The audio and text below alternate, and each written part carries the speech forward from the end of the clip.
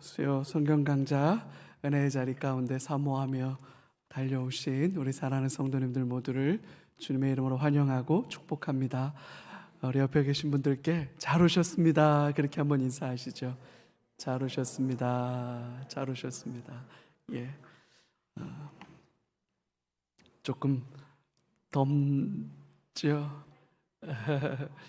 여름입니다. 하나님의 성령의 역사 때문에 더 더운 줄로 확신합니다. 우리를 녹여주셔서 새 사람 삼아주실 줄로 믿습니다. 자, 오늘 하나님의 말씀, 오늘은 이제 선지서를 같이 보겠습니다. 선지서를 사실은 17권이나 되는 선지서를 1시간이 채 안 되는 시간에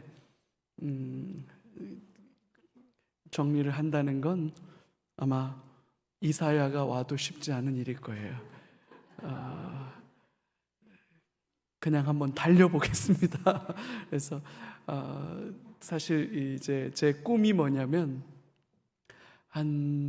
이렇게 작년에는 교리 강좌, 올해는 제가 성경 강좌, 내년에는 다시 교리 강좌, 그리고 그 다음 해에는 성경 강좌, 그리고 그 다음에는 또 교리 강좌, 그 다음에는 성경 강좌, 이래서 교리 강좌가 한 3바퀴 정도 돌고 성경 강좌가 3바퀴 정도 돌고 나면 이거는 개관이에요.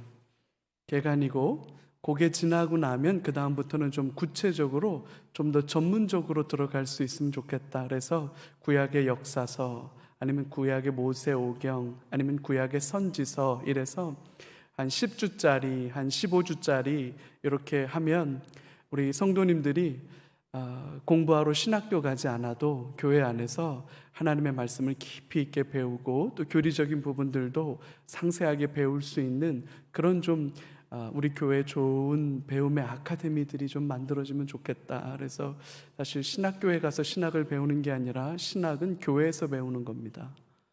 목회자가 되실 분들은 신학교 가서 전문적으로 배우는 건데 원래 신학은 교회에서 배우는 거예요. 그래야 신학이 건강해집니다. 그래서 신학과 신앙이 그렇게 연결이 되는 거거든요.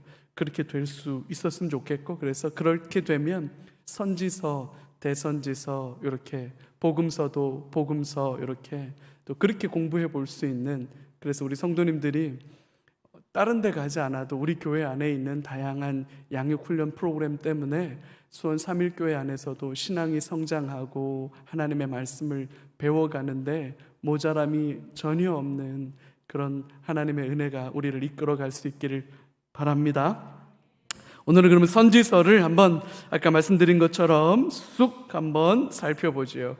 먼저 선지서를 공부할 때 이거를 좀 머릿속에 기억을 해놓고 있으면 좋습니다. 전체적인 배경인데요, 구약 성경을 이해할 때 이 3가지 직분을 제대로 이해하는 게 굉장히 중요합니다. 구약 시대에 하나님이 직접 역사하시지만 하나님의 역사를 대행하는 3가지의 독특한 직분이 있었습니다. 하나는 제사장이고요, 하나는 왕이고요, 또 하나는 선지자예요. 그래서 이 왕과 제사장과 선지자는 기름을 부어서 임명했습니다.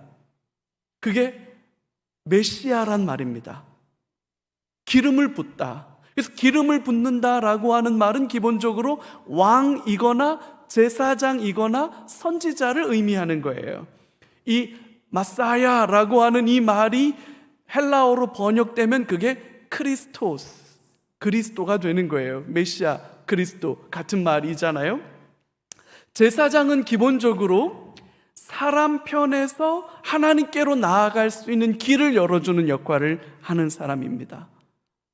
그래서 죄인들을 대표해서 그 죄인들이 속죄의 제사를 가지고 오면 그 제물을 하나님이 일러주신 방식으로 제사를 드려요. 그리고 하나님께 죄인들을 대표해서 나아가서 섭니다. 그래서 그 희생 제물의 피는 생명을 의미하거든요. 죄는 죽음이기 때문에, 죄의 삭은 죽음이어야 되기 때문에 죽어야 되는데 우리가 죽고 끝나면 다 끝나버리는 거잖아요. 그래서 대신 희생 제물이 죽은 거예요. 죽었다라는 표시가 뭐냐? 그게 피예요. 피는 생명을 상징하는 거니까. 대신 죽었습니다. 그래서 피를 담아서 그 오른 깃뿌리와 오른손 엄지손가락과 오른 발가락에 그 피를 바르고 그 피를 제단에 쏟기도 하고 속죄소에 바르기도 해서 제사장이 인간의 죄를 짊어지고 그 죄를 대신해서 죽은 속죄 제물의 피, 생명을 가지고 하나님 앞에 나아가서 서는 거예요. 그리고 하나님의 자비와 긍휼을 기다리는 겁니다. 용서해 주십시오. 우리는 죄인입니다. 그러면 속죄소에서 하나님이 그 대제사장이 들고 온 희생 제물의 피, 죄 때문에 죽었다라고 하는 그 피를 보고 제사장에게 하나님이 뭐를 선언해 주시냐면 용서를 선언해 주십니다. 그러면 그 속죄소에서 용서를 선언받은 대제사장이 이제 지성소 밖으로 나오는 거예요. 성소 밖으로 나오면 그 앞에 사람들이 욤키푸르 대속죄일에 빽빽하게 이스라엘 백성들이 제사장이 속죄 선언을 하기를 기다리면서 다 모여 있거든요. 그러면 대제사장이 나와서 이스라엘 백성들에게 선언하고 축복하는 거예요. 하나님이 우리의 죄를 사하셨다.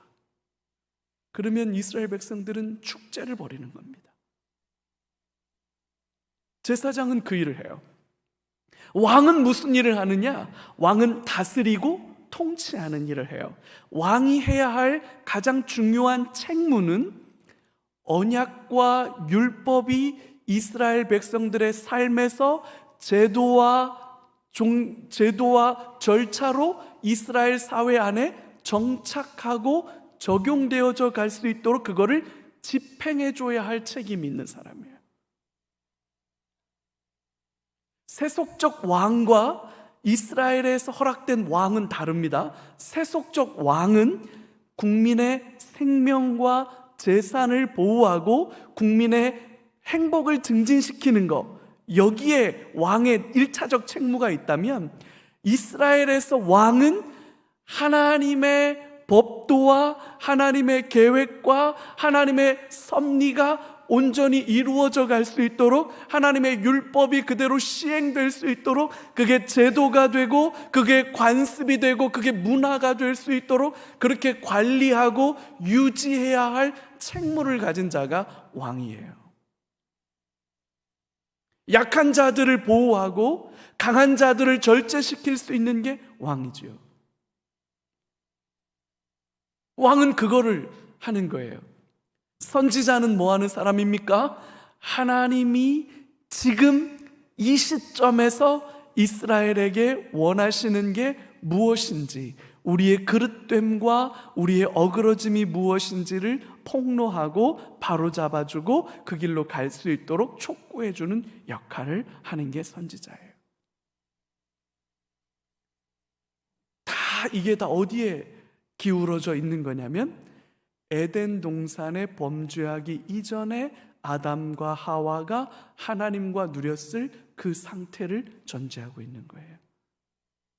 아브라함에게 주셨던 복, 내가 너로 복이 되게 하리라. 땅의 모든 민족이 너로 말미암아 복을 받을 것이다. 그리고 출애굽하던 그날 시내산에서 모였던 이스라엘 백성들에게 너희는 내 백성이 되고 나는 너희의 하나님이 되리라.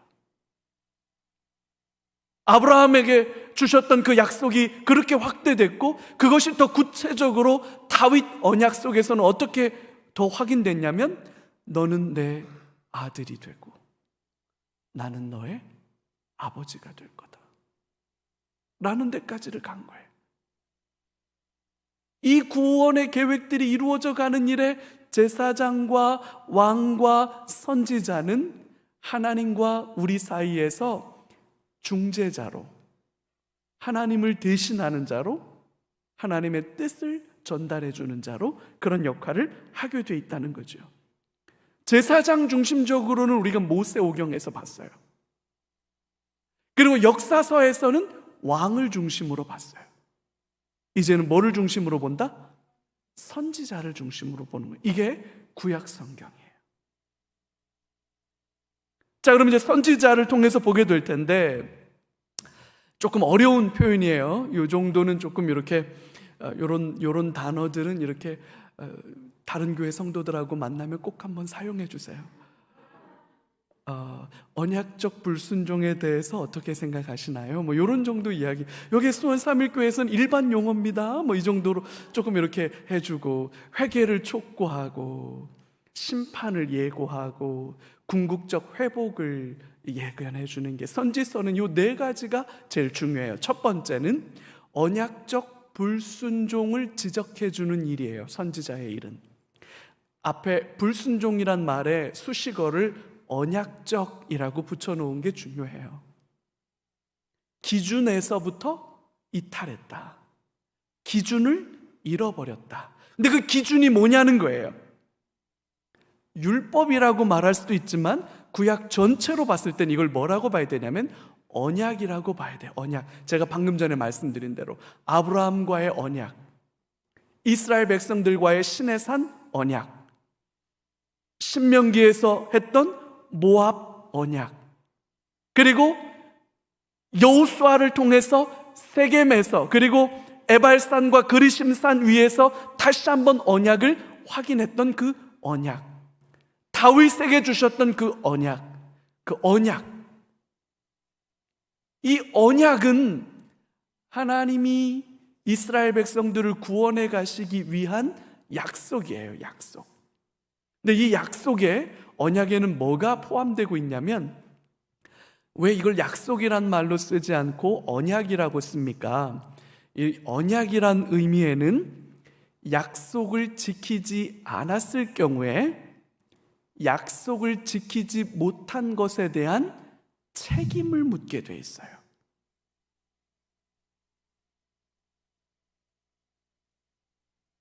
하나님과 우리가 언약을 맺을 때 이 언약을 잘 지키면 복이고, 이 언약을 잘 못 지키면 하나님의 저주와 심판이라는 게 이 언약의 핵심이에요.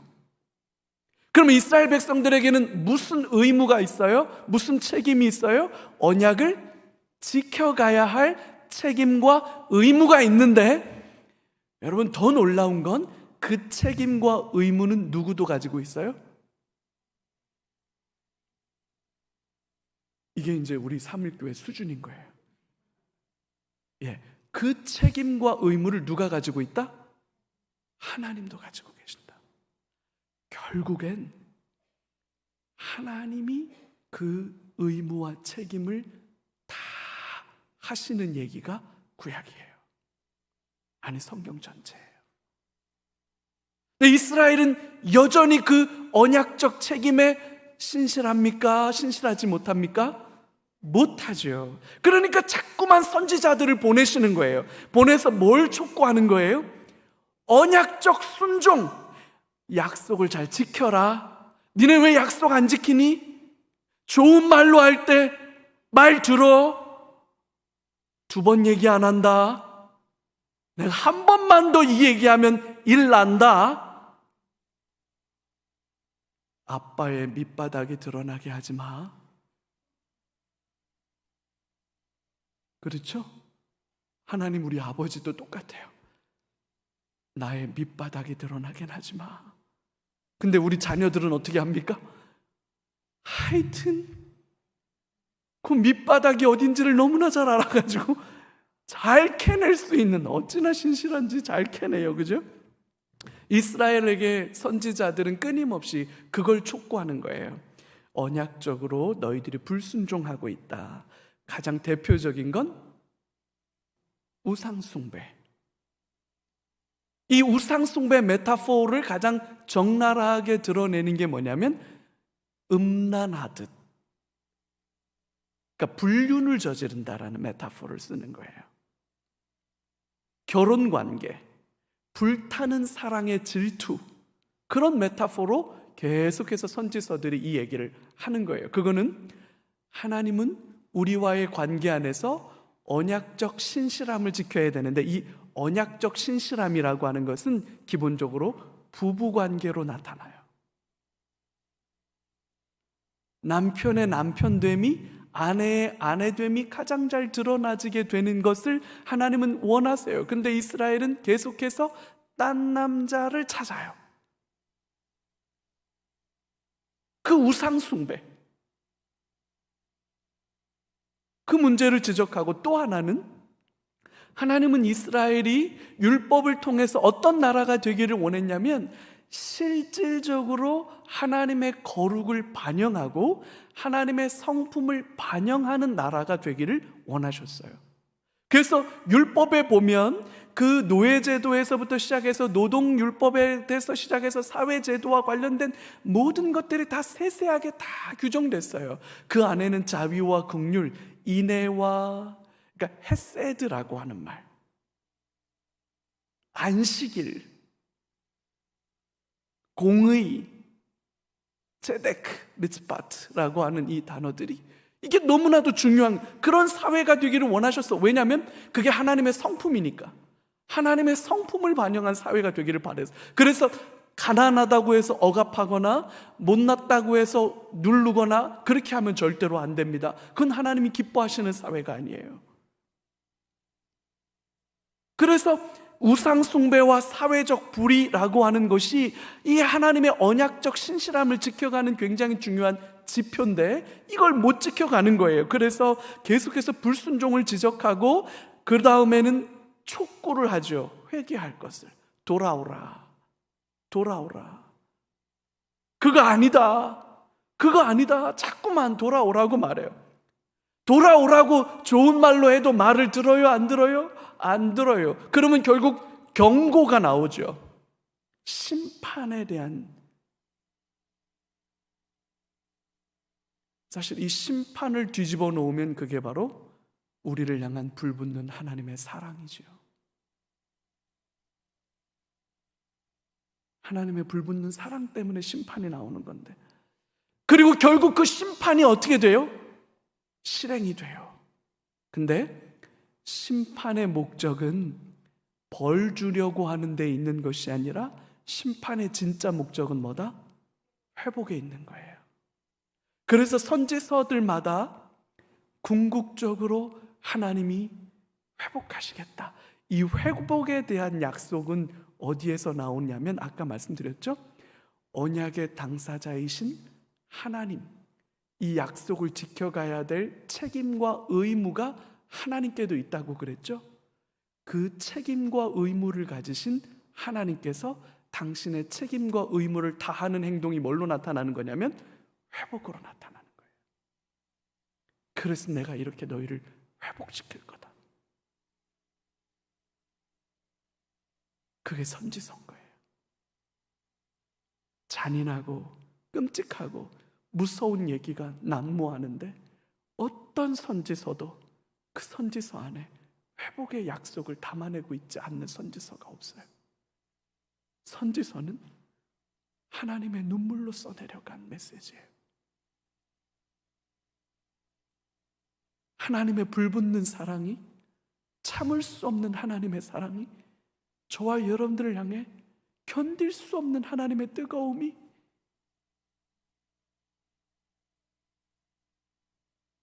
선지서들을 써나간 거예요.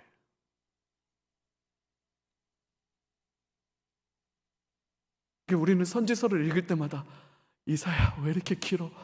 읽어도 이사야가 끝이 안 나. 예레미야 너무 길어. 정말 대선지서야 막 이러면서 그러는데 사실은 그 안에는 말로 다 설명할 수 없는 하나님의 다함이 없는 하나님의 사랑이죠. 이걸 알아야 신약이 열려요. 이거 없이 신약을 읽으니까 때가 참에 예수께서 비로소 나와 이르시되 회개하라, 회개하라, 천국이 가까이 왔느니라. 이 말이 무슨 말인지를 못 듣는 거예요. 이게 열려야 복음서가 열려요.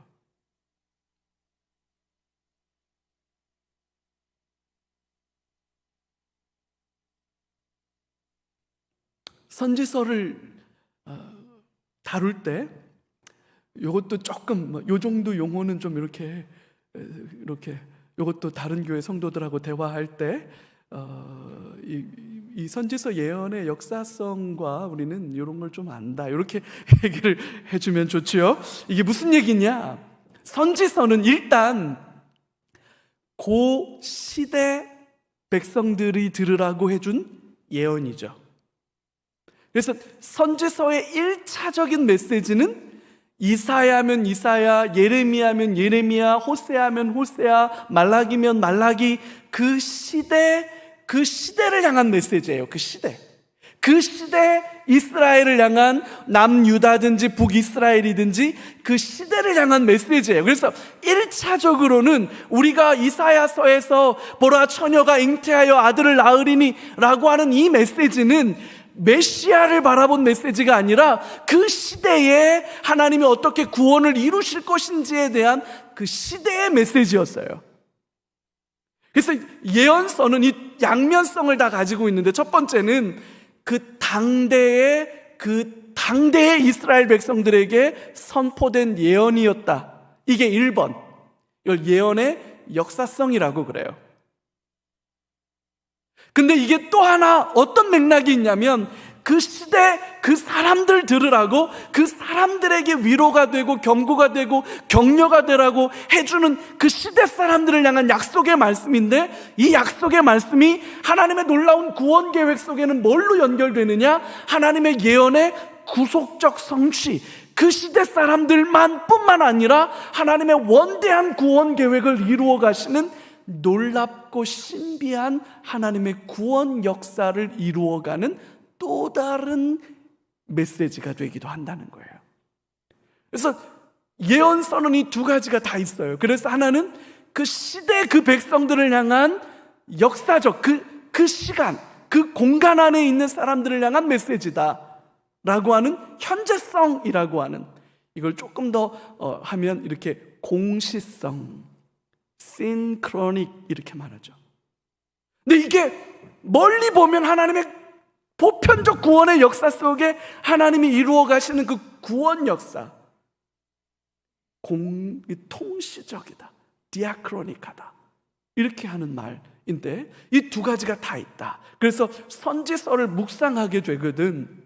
우리가 말씀 묵상할 때, 선지서를 묵상할 때는 1차적으로는 그 시대 사람들에게 주신 메시지다라고 하는 차원에서 선지서를 읽어야 하고, 동시에 우리가 구약의 예언서를 읽을 때는 이게 하나님의 보편적 구원 역사 속에서 놀라운 구원의 메시지가 되기도 한다. 그래서 다 이게 메시아, 예수님에게 다 성취되는 거예요. 우리가 지금 마태복음 묵상할 때마다 마태복음 안에 가장 많이 언급되어지는 구절 중에 하나가 뭐냐면, 이 말씀을 이루려 하심이라 라고 하는 표현이 마태복음은 계속 나오죠. 그게 다 그 얘기예요. 구속적 성취라고 하는 개념에서.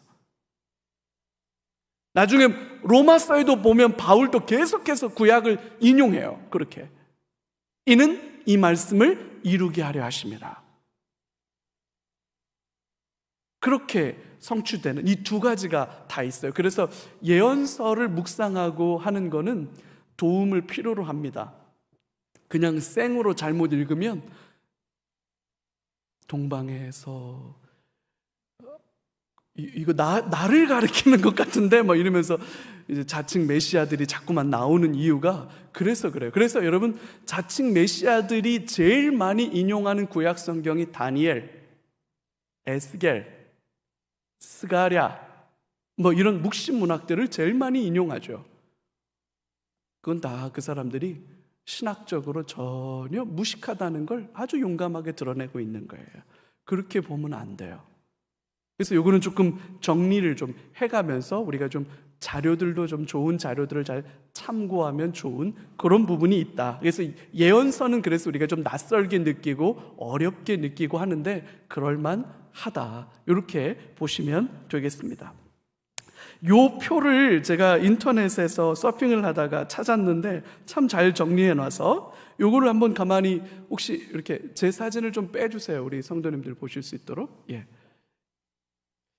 우리가 이게 화면이 좀 너무 색이 날라 보이는데 이게 잘 보이시나 모르겠다, 우리 성도님들. 예. 솔로몬이 죽고 난 뒤에 남유다 르호보암과 그다음에 북이스라엘의 여로보암으로 이렇게 나뉘어지죠. 그러면서 이제 남유다 역사가 이렇게 가서, 남유다는 시드기야가 마지막 왕이고 북이스라엘은 여로보암으로 가서 왕조가 수도 없이 바뀝니다. 오므리 왕조, 우리가 잘 아는 오므리 왕조가 아합 왕이 있던 그 왕조예요. 오므리 왕조가 제일 유명하고, 그다음에 예후 왕조가 끝나고 난 다음에 그다음에 이제 여기에서 이제 아수르에게 멸망을 당하죠. 그래서 이 오므리 왕조와 예후 왕조 요 사이에 우리가 가장 열왕기 상하에서 가운데 토막이 다 선지자 이야기였죠. 엘리야, 엘리사 이야기였어요. 그거는 이제 역사서 안에 들어가 있는 선지자들이고, 이 예후 왕조가 끝나면서 이 마지막 시기까지 호세아, 아모스, 요나는 아수르에 대한 예언을 한 사람인데, 이 호세아와 아모스라고 하는 선지자가 북이스라엘을 향해서 예언 활동을 했던 대표적인 선지자예요. 그래서 호세아, 아모스라고 하는 이 두 명의 선지자가 북이스라엘과 직접적으로 관련돼 있다. 남유다로 내려오면 남유다 왕조가 쭉 이어져 가면서 여호사밧, 여호람, 히스기야, 요시야, 그다음에 요 역사 속에서 요엘과 오바댜가 등장하는데, 오바댜는 에돔을 향해서 예언한 선지자고, 요엘 선지자가 남유다를 향해서 선지자 활동을 한 사역자죠. 히스기야 시대가, 요 때가 딱 언제냐면 북이스라엘이 아수르에게 멸망해요. BC 722년대 사마리아 성을 3년 동안 포위하고, 그리고 그 성이 이제 완전히 무너져 내려요. 아수르가 북이스라엘을 점령해버리죠. 그리고 나서 그대로 밀고 내려와서 남유다 예루살렘도 포위합니다. 그때 이스라엘의 남유다 왕이 누구냐면 히스기야예요. 그때에 활동했던 대표적인 선지자가 이사야입니다. 이사야와 미가라고 하는 선지자가 요때에 활동해요. 그리고 이제 히스기야가 죽고 난 뒤에 요시야 시대부터 요 역사 말년, 요 때가 한 150년 정도 되는데, 나훔, 스바냐, 예레미야, 하박국 요런 선지자들이 요 남유다 역사 말기에 활동을 해요. 특히 대표적인 선지자가 예레미야죠. 이스라엘이 멸망하는 상황들을, 그래서 예레미야가 기록되고, 그 다음에 이스라엘이 멸망당하고 난 뒤에 예레미야 애가가 기록되는 거예요. 그리고 나서 포로로 끌려가죠. BC 605년, 597년, 586년 세 차례에 걸쳐서 포로로 끌려가는데, 포로로 끌려간 사람들이 1차로 포로로 끌려갔던 인물 중에 다니엘이라는 사람이 있었는데, 포로로 끌려가서 다니엘이 예언서를 씁니다. 그리고 2차로 끌려갔던 사람 중에 에스겔, 이 사람은 제사장인데 에스겔이 또 예언서를 씁니다. 포로에서 돌아오고 난 뒤에 우리가 에스라 느헤미야를 보고 있죠. 에스라 느헤미야가 세 차례에 걸쳐서 스룹바벨, 세스바살이라고 하는 총독과 함께 1차 귀환을 하고, 두 번째 에스라가 귀환을 하고, 세 번째 느헤미야가 귀국을 하면서 세 차례에 걸쳐서 포로에서 돌아오는데, 돌아오고 난 뒤에 학개와 스가랴 선지자가 예언을 합니다. 학개와 스가랴가 예언을 하고 한 100년 정도의 시간이 지난 뒤에 맨 마지막으로 느헤미야가 다시 본국으로 돌아가고 난 뒤에 아마도 말라기가 마지막 예언 활동을 하고 그리고 끝납니다. 그래서 기본적으로 이렇게 한번 살펴볼 거예요. 호세아, 아모스, 요나, 요엘, 오바댜, 이사야, 미가, 나움, 스바냐, 예레미야, 하박국, 다니엘, 에스겔, 그 다음에 학개, 스가랴, 말라기, 이렇게 한번 살펴보도록 그렇게 하죠. 먼저 호세아. 북이스라엘을 향해서 예언했던 선지자죠. 여로보암 2세. 여로보암이라고 하는 왕이 북이스라엘에 2명 있어요. 첫 번째 북이스라엘의 왕이 여로보암이었고, 두 번째 여로보암이라는 왕이 또 있는데, 그래서 구분하기 위해서 여로보암 2세라고 불러요. 이 여로보암 2세가 주전 782년에서 753년까지, 그리고 호세아까지, 호세아가 마지막 왕이에요. 호세아 선지자가 이 호세아라고 하는 건 요 왕이고요, 요 호세아는 선지자고요. 이름이 같지만 다른 사람입니다. 여기는 제가 몇 번 말씀드렸지만 고멜, 호세아 선지자가 음란한 여인 고멜과 만나서 결혼하게 되고, 그것 때문에 생기는 갈등들, 그래서 계속해서 집 나가는 고멜. 그럼에도 불구하고 하나님은 호세아에게 계속해서 그 집 나간, 바람나서 집 나간 아내를 돌아오게 하고, 그리고 그 아내와 자녀를 낳아요. 로암미, 로루하마. 이렇게 로암미, 내 백성 아니다. 로루하마, 긍휼이 없다, 자비가 없다. 이렇게 해서 자녀들 이름을 짓는데, 그 자녀들이, 왜냐하면 음란한 자녀들이에요. 이스라엘을 말하는 거예요, 상징적으로. 호세아서 4장부터 14장까지는 음란한 이스라엘과 신실하신 하나님에 대한, 여전히 하나님은 그 이스라엘에게 돌아올 것을 촉구하고 하나님의 정의와 공의를 행하도록 그렇게 촉구함에도 불구하고, 북이스라엘은 이 호세아 선지자의 말을 들어요, 안 들어요? 안 듣죠. 결국 망하죠. 아모스, 호세아하고 아모스는 비슷한 시기에 북이스라엘을 향해서 활동한 선지자인데, 이 아모스는 독특한 이력이 뭐냐면 뽕나무 재배하던 농부입니다.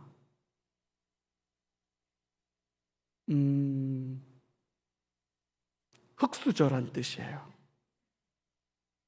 17명의 선지자 중에 왕족 출신도 있고요, 이렇게 아모스처럼 참 평범한, 어떻게 보면 선지자로 부름받을 거라고 전혀 예측할 수 없는 수준의 사람이었음에도 불구하고 하나님이 그를 통해서 놀라운 일들을 이루신 거죠. 여로보암 2세 때가 북이스라엘에서는 제일 전성기였어요. 경제적으로나 군사적으로 번성했지만 백성들이 물질주의, 부도덕, 불의로 점철된 삶을 살았고, 아모스 선지자는 이스라엘을 향한 엄청난 심판을 예고해요. 계속해서 심판을 얘기해요. 가장 줄기차게 심판을 예고한 선지자 중에 한 사람이에요, 아모스가. 그러면서도 아모스가 끊임없이 놓지 않았던 것은 하나님의 거룩이었어요.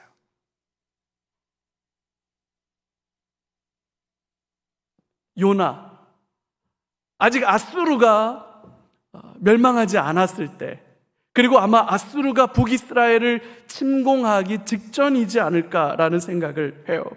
여로보암 2세 때 요나가 아주 독특한 이력을 가지고 있는 건 이방인들에게 선지자를 보내는 유일한 케이스예요.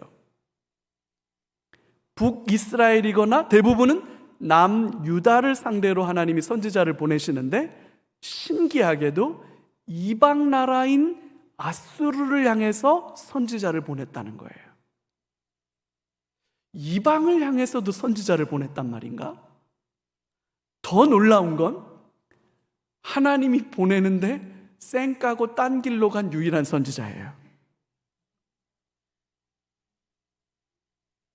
난 못 가겠다, 난 못 간다, 나 때리 죽여도 난 못 간다 이러고 때리 죽이라고 그렇게 했던 요나.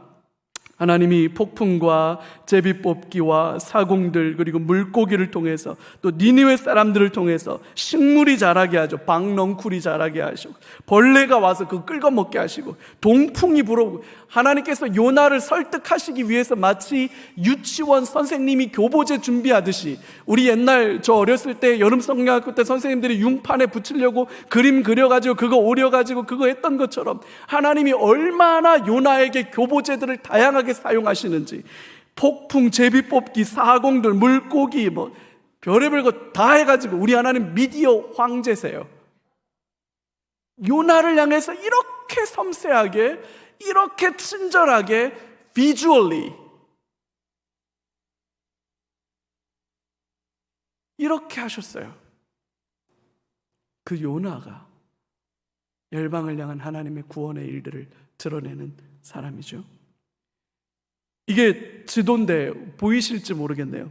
여기가 예루살렘이에요. 여기가 지금 지중해가 이렇게 있고, 니느웨가 여기예요. 여기가 이제 티그리스 강과 유프라테스 강이 이렇게 있으니까 여기가 니느웨거든요. 니느웨. 메소포타미아 문명이 시작된 곳이에요. 여기가. 그래서 여기가 이 수메르라고 하는 뭐 함무라비 법전 뭐 이런 거 들어보셨죠? 그런 게 다 나오는 데가 여기예요. 이라크 지금 저 북쪽에 가가지고 뭐 예전에 막 IS가 막 유적 파괴한다 그랬던 그 유적들이 다 이 유적들이에요. 고대 이 유적들. 이거 다 막 두드려 부시고 그랬던 거거든요. 요 예루살렘에서 요바로 내려가가지고, 예루살렘에서 하나님이 아마 사마리아든지 예루살렘이든지 아마 여기에 선지자가 있었지 않겠어요? 그래서 하나님은 어디로 가라 그래요? 니느웨로 가라 그래요. 니느웨. 근데 여러분, 요나는 어디 가는 배 타요? 다시스가 여기예요. 여기. 요 땅 끝으로 가는 거예요. 땅 끝으로. 하여튼 요나 재밌죠? 요로 가라니까 난 때리 죽여도 못 갑니다. 나는 요로 갈라니까. 하여튼 나는 요로 갈라니까. 그리고 여기 가는 배 타는 거예요. 요나는 읽으면 읽을수록 저 같아요. 그 요나, 진짜 요나는 딱 저 같아요. 어쩜 그렇게 막 푸르륵도 잘하는지, 그러는지. 하여튼 그 요나에게 하나님이 말씀을 주셨고, 결국 니느웨가 요나의 메시지를 듣고 어떻게 해요?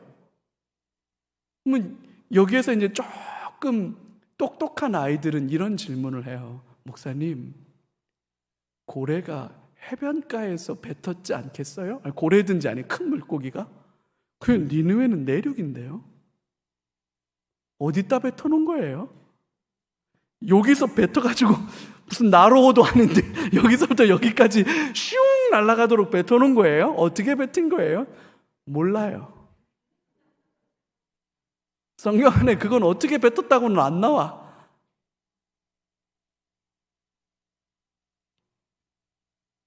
그 다음에 이제 요엘 선지자는 여기서 이제 요엘 선지서부터 중요하게 등장하는 게 주의 날이라고 하는 개념이에요. 주의 날, 여호와의 날, 주의 날. 이 주의 날이라고 하는 것은 심판의 날이에요.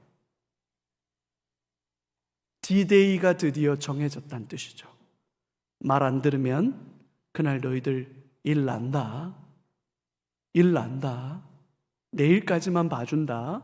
이틀만 더 봐준다. 그렇게 해서 주의 날이라고 하는 개념이 선포되는데, 특별히 요엘서에는 메뚜기 재앙이 제일 대표적으로, 메뚜기가 다 먹어버려요. 근데 이 메뚜기 재앙은 단지 자연재해라는 의미가 아니라 메뚜기 떼가, 이게 이제 메뚜기가 이렇게 엄청난 우리 그냥 뭐 메뚜기 떼 같이, 우리는 사실 잘 모르는데 이쪽 팔레스타인 지역에서는 이 메뚜기 떼라는 게 그렇게 무서운가 봐요. 새카맣게 하늘을 뒤덮을 정도로 메뚜기 떼가 날아와서 다 긁어 먹는데, 사실 이 메뚜기 재앙은 메뚜기가 와서 곡식을 다 쪼아 먹는다, 긁어 먹는다, 이런 의미도 있지만 메뚜기 떼처럼 잔뜩 적군이 몰려와서 이스라엘을 수탈한다, 그런 의미를 가지고 있어요. 그래서 요엘 선지서에서부터 이미 그 하나님의 심판이 예고되어지고 있는데, 근데 우리가 요엘서 하면, 우리가 그래도 교회 좀 다녀본 사람들은 요엘서 하면 그나마 외우고 있는 말씀 있잖아요. 내가 정말로 내 영을 내 남종과 여종에게 부어주리니 젊은이는 늙은이는, 그죠? 베드로가 사도행전에서 등장할 때 베드로가 인용하면서 예언했던 그 말씀, 그 요엘서는 주의 날 심판을 말하는데, 그 요엘서 안에도 하나님의 회복의 날이 전망되고 있어요. 그게 성령 강림 사건이다라고 그렇게 말하고 있는 거죠. 오바댜라고 하는 선지서는 에돔이 하면 누가 창세기로 가면 에돔 하면 누구예요? 에서죠. 에서, 북다. 혹시 여러분 요 그림이 요 사진 넣어놓은 게 보이셔요? 이게 혹시 무슨 유적인지 아셔요?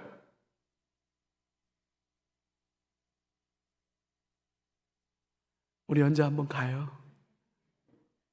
여기가 페트라 유적이에요. 붉은, 저도 안 가봤어요. 글로만 봐서. 여기가 에돔 지역이에요. 에돔 지역. 에서의 후예들, 야곱과 에서. 그 에돔을 향한, 근데 이 에돔을 향한 오바댜의 예언은 역사적인 이 케이스가 있죠. 이스라엘 백성들이 출애굽해서 가나안 땅을 가는 길에 그 길을 통과하지 못하게 했어요. 그래서 그 에돔 땅을 우회할 수밖에 없는 상황들이 생겼고, 또 그 이후에 사사시대부터 왕정시대까지 에돔은 이스라엘의 굉장한 골칫거리가 됩니다. 근데 놀랍게도 오바댜 선지자를 통해서 그 에돔에 대한 하나님의 심판이 예견돼요. 그리고 구약 성경에서 가장 짧은 성경이죠. 21구절밖에 되지 않는 가장 짧은 성경. 그래서 오바댜가 어디랴? 이렇게 하는데 이게 우리 성경에 있습니다. 오바댜. 다음에 이제 이사야. 우리가 제일 잘 아는 선지자 중에 한 사람이죠. 구원은 하나님께로부터 말미암는다. 그런 이야기를 핵심적으로 한 선지자이죠. 이사야가 전체 66장으로 되어 있어요. 성경이 몇 권? 66권. 구약이 몇 권? 39권. 그래서 이사야가 재밌는 건 1장부터 39장까지는 주로 심판의 메시지를 담고 있어요. 신약이 몇 권? 27권. 그래서 40장에서부터 66장까지는 회복과 구원을 약속하고 있어요. 그래서 이사야를 축소된 성경이다, 이렇게들도 말해요. 그래서 이사야를 통해서 하나님의 그 구원의 메시지가 선포되어지는데, 아까도 말씀드렸던 예언 선포의 삼중구조라고 하죠. 언약 불순종에 대한 정죄, 그리고 언약적 저주로서의 심판, 그리고 언약적 소망으로 주어지는 갑작스러운 회복, 이렇게. 그래서 계속해서 이사야서는 책망과 또 심판과, 그리고 나서 후반전에 가서는 느닷없이 하나님의 회복이 등장하게 되는, 사실은 이사야서가 제가 공부한 성경 중에서는 제일 어려워요. 이 글이 이 산문으로만 되어져 있지 않고 시로도 되어져 있기도 하고 이래가지고 이사야가 읽기가 제일 어려워요. 길기도 하지만, 내용이 난해하기도 하지만 읽기가 좀 어려워요. 그래서 언젠가 한번 이사야를 강해 설교할 수 있다면 이사야를 강해하는 목사님들을 만나기가 참 쉽지 않습니다. 이 66권을 강해하는 것도 굉장히 시간이 오래 걸릴 뿐더러 좀 이게 어려워요. 그래서 언젠가 한번 이 이사야를 우리가 좀 깊이 있게 공부해 볼 수 있는 시점을 잡을 수 있다면 참 아마 이 시대를 살아간 성도들에게는 복일 거예요. 이사야 31분이나 돼서 미가 이사야와 같은 시대에 활동했던 선지자예요. 하나님의 정의에 대해서, 우리가 예수님이 베들레헴에서 나실 거다라고 하는 예언이 기록되어져 있는 성경이 미가고요. 그 다음에 이 시드기야 선지자와 그 갈등을 빚었던 아마 그 미가 선지자가 아닐까, 정확하지는 않은데 하여튼 그 미가 선지자, 하나님의 정의에 대한 목마름을 가지고 있었던 선지자죠. 나훔, 아까 그 요나하고 이 나훔이라고 하는 이 두 선지자가 다 아수르를 향해서 예언한 선지자예요. 아수르. 이 나훔이라고 하는 선지서는 니느웨가 요나가 다녀가고 난 뒤에 100년 정도의 시간이 지나고 나서 다시 한번 그 아수르 니느웨에 대한 예언이 선포되는데, 이 니느웨라고 하는 이 성은 지금도 발견되는 고고학적 증거 자료가, 여러분 놀라지 마세요, 성벽의 높이가 37m에서 40m예요. 성벽의 두께가 30m예요. 30m.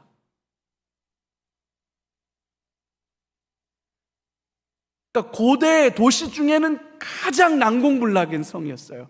그리고 여기가 아까 제가 지도 보여드렸죠. 티그리스 유프라테스 강 상류 지역이기 때문에 상류 지역의 특징이 뭡니까? 문명이 먼저 시작돼요. 그리고 상류에서 시작된 문명은 어디로 간다? 하류로 가요.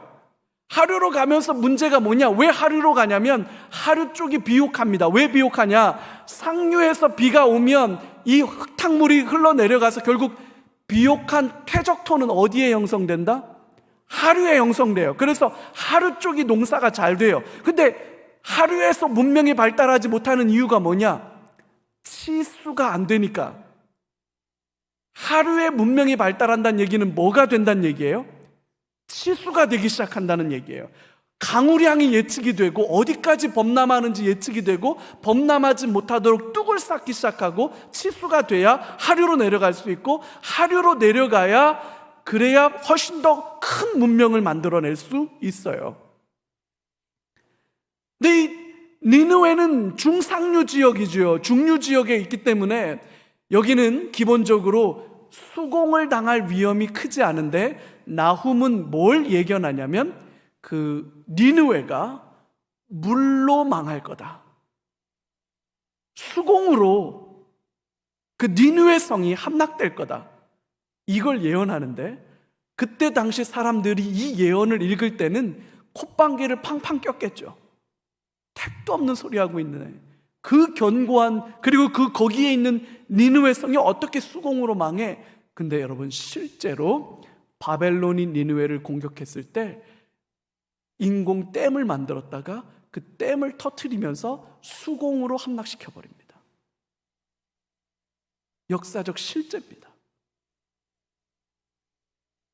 그게 이미 나훔 선지자를 통해서 예견됐어요. 니느웨를 향한 스바냐, 여호와의 날, 주의 날, 여호와의 날 이런 개념이 이제 여기에서 아주 본격적으로 등장하면서 구약 성경에 이 스바냐 안에서만 20번 이상 등장하죠. 이 스바냐는 왕족입니다. 히스기야의 4대 손이에요. 아모스는 농사꾼이었다면 이 스바냐는 왕족이었어요. 예레미야, 몰락한 제사장 집안의 변두리 제사장 집안의 아들. 그 예레미야를 통해서 이스라엘 남유다가 멸망할 때까지 사역을 하면서 예레미야를 통해서 주신 약속은 이거죠. 이내가 인에 헤세드, 자비와 긍휼, 언약적 신실성을 여전히 지켜가시는 아버지 하나님. 소망과 회복에 대한 약속들이 담겨져 있죠. 예레미야 애가 나라가 망한 뒤에 슬픔 속에 지어 부른 슬픔의 노래예요. 애가 슬픔의 노래죠. 근데 그 슬픔의 노래 속에 회복의 전망이 담겨져 있어요. 쓰레기 더미 위에 찬란하게 피어날 장미꽃을 바라보는 거, 그게 믿음이에요. 이 믿음이 저와 여러분들 안에 있었으면 좋겠어요. 하박국은 분노했어요. 이스라엘이 이렇게 범죄하고 이렇게 온전하지 않는데 하나님 왜 이 사회를 그냥 내버려 두십니까? 북이스라엘이 멸망한 것을 보면서 아수르는 더 나쁜 놈인데 더 나쁜 놈들이 덜 나쁜 북이스라엘을 멸망시키는 게 가당키나 한 일입니까? 여러 가지 이유들로 인해서 하박국은 하나님 앞에 분노했고 그 분노를 가지고 하나님 앞에 막 질문을 쏟아놓았어요. 하나님이 하박국에게 하나씩 대답해 주시는 이야기가 하박국 선지자의 내용이에요. 오직 의인은 믿음으로 말미암아 살리라.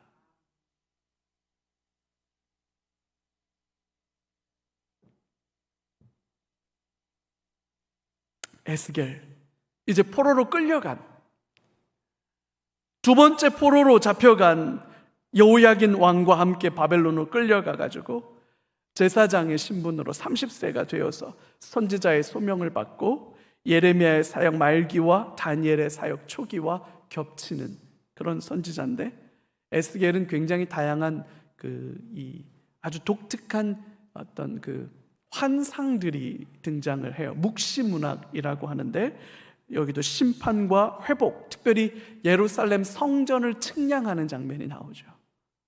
성전에서 물이 흘러나와요. 닿는 곳마다 살아나요. 할렐루야. 성전은 어떻게 됐는데? 무너졌는데, 환상 중에 본 예루살렘 성전은 여전히 아름답고 그 성전으로부터 생수의 강이 흘러나와 닿는 곳마다 살아나게 되는 그 환상을 봐요. 너무 놀랍지 않아요? 이 포로로 끌려온 제사장이 본 환상이에요. 다니엘, 그 바벨론에서 말씀을 지켜내기 위해서, 약속을 지켜내기 위해서 신실했고, 그리고 난 뒤에 세계 역사가 어떻게 흘러가게 될 것인지 큰 신상을 봐요. 근데 그 신상이 모양이 다 다르죠. 금과 은과 철과 진흙의 조합으로 만들어진 것을 보면서 결국 그것이 페르시아 제국을 몰락시킨 알렉산더 제국, 알렉산더 제국을 몰락시킨 로마, 그 로마를 결국 이기는 메시아의 나라, 결국 그거를 보여주고 있는 환상이 다니엘이 봐요. 학계, 포로에서 돌아왔는데 성전을 짓는 일을 다 못해요. 그래서 성전을 다시 짓는 일에 대해서 도전해주고, 스가랴도 그 예언을 하면서 성전이 완공되고 언약에 신실하신 하나님 앞에 이스라엘 백성들이 다시 언약적 신실함을 지켜가야 하는, 다시 돌아와서 다시 성전을 짓고 예배를 회복하고 다시 성벽을 재건해서 다시 신실한 언약 공동체를 재건할 것에 대한 도전을 계속해서 주는 메시지, 그게 스가랴예요. 그리고 이것이 끝나고 난 뒤에 말라기가 마지막으로 한 번 더 촉구해요. 성전도 재건됐고 성벽도 재건됐고 율법도 수문 앞 광장 앞에서 들었고 그 말씀 앞에 지켜가야 할 책임과 의무도 다 알고 있음에도 불구하고 이스라엘 백성들은 세속화됩니다. 먹고 사는 문제에 함몰되기 시작하고 이 땅의 것들에 빠져들기 시작해요. 다시 이스라엘은 심판날 이전의 불순종과 우상숭배로 빠져들어가기 시작합니다. 그러면 이제 이 실패한 이스라엘 백성들, 또다시 실패하고 있는 이스라엘 백성들의 운명은 어떻게 될 것인가? 어떻게 될 것인가? 손으로 짓지 않은 성전, 돌에 새긴 율법이 아니라 마음에 새긴 율법, 마음으로 돌아서게 하는 하나님이 사람이 되어 우리들 가운데 거하심에 우리가 사람을 보는 것 같이 하나님을 보았도다. 그래서 태초에 말씀이 계시니라. 이 말씀이 하나님과 함께 계셨고 이 말씀으로 세상이 창조되었다. 그리고 그 말씀이 우리 가운데 오셔서 우리와 함께 계셨다. 그게 요한이 정리해가는 요한복음 시작이에요. 그래서 이제 하나님의 새로운 구원, 그래서 그 구원이 예수님이 십자가에서 테텔레스타이, 다 이루었다, 다 이루었다. 여러분, 이게 얼마나 놀라운 메시지인지. 그리고 그 임종하는 그 순간 성소의 휘장이 위로부터 아래로 확 찢어졌어요. 지성소가 우리에게로 들어와 버린 겁니다. 할렐루야. 이게 성경이죠. 그래서 구약은 이제 이렇게 끝이 납니다.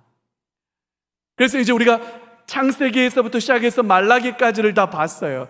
우리가 시가서, 잠언, 시편, 욥기, 아가, 그다음에 전도서를 안 봤습니다. 요거는 개인적인 묵상 성경이라서 오늘 이 성경 강좌 시간에 다 다루진 못했는데 우리가 요것도 나중에 또 볼 수 있는 기회가 있었으면 좋겠고, 그래서 욥기, 시편, 아가, 전도서, 그다음에 잠언, 이 말씀들이 성도들의 매일의 삶을 통해서 하나님과 동행하면서 매일매일 읽어갈 수 있는 그런 말씀이 되면 좋겠고요. 다음 주에는 구약 전체를 한번 제가 다시 한번 새로운 관점으로 요약해서 상반기 구약 성경학교를 마치도록 그렇게 하겠습니다. 우리 시간에 한번 이렇게 한번 기도하면서 주님 앞에 나아갔으면 좋겠어요.